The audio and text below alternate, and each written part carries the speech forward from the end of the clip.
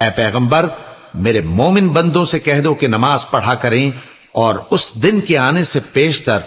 جس میں نہ اعمال کا سودا ہوگا اور نہ دوستی کام آئے گی، ہمارے دیے ہوئے مال میں سے پوشیدہ اور علانیہ خرچ کرتے رہیں۔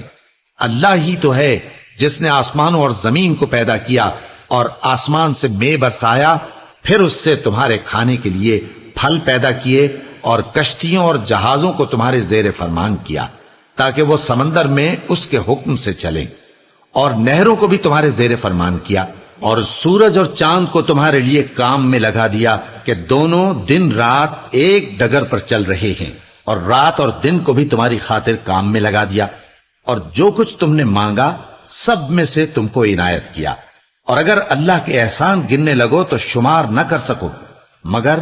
لوگ نعمتوں کا شکر نہیں کرتے۔ کچھ شک نہیں کہ انسان بڑا بے انصاف ہے۔